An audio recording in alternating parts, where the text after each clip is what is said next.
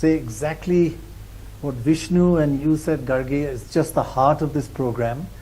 And I frankly am so moved by His Holiness the Dalai Lama's message to us. It means so much.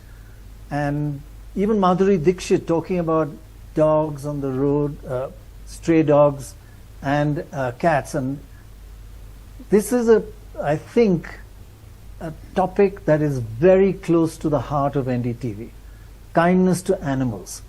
It is like, it's a reflection of what we are as a society. And a lot of people, a lot of viewers may ask, oh, there's so much suffering among human beings in India, there's so much poverty, malnutrition. Why are you talking about animals? Why don't we focus on human beings? And in our perspective, these are not mutually exclusive. They are a reflection of what our society is. You can do both. And there's so much neglect of the cruelty that animals face every day in our society. So I think what you're doing, Parag, and your whole team is just wonderful. But how would you answer this question that viewers have? That, you know, there's so much human suffering. Why should animal suffering be a focus? Pranay, first of all, I would like to really thank you and the entire NDTV team for having us on the show. Thank you very much. No, it's a pleasure. The question that you asked is something that comes up very often.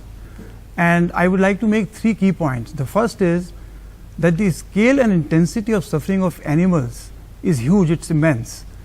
And it is actually not visible to all of us. And Vishnu spoke about the scale of suffering, which is in millions and billions of animals, it's staggering numbers.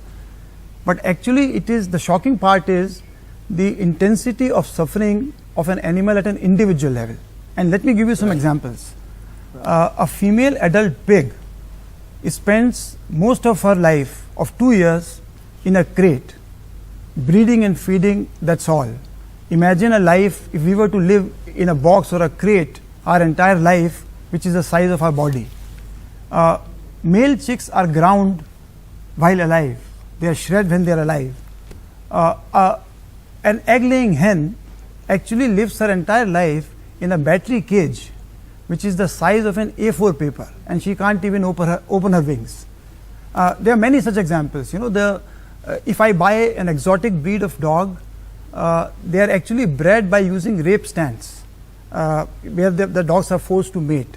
So the point that I'm making is that the scale and intensity of suffering is huge. The second important point that I want to make is that it's not just about the animals. It is about the human health. It is also about the health of the planet. There is increasing evidence that biodiversity, sustaining the flora and the fauna, the climate change, the transmission of diseases from animal species to humans, all these issues are interlinked. And I think what is good for the animals is also good for us and for the planet. And finally, Pranay, I would like to make a point that while it appears to be a complex issue, I believe it is possible to solve it. So all of us on this show and the people who are watching it and beyond, we don't get up in the morning thinking that today I am going to exploit an animal or I am going to be cruel to an animal. But it is still happening every single second. And the reason for that is that it has become part of the system. It has become acceptable, and that's what we need to change. And I do strongly believe, Pranay, that if all of us were to become aware of the intensity of suffering that lies behind a product or service that I am consuming, and if I become aware that there are alternatives available, then things will change. And it is this belief, these facts, this conviction that actually gave rise to the idea of India Animal Fund.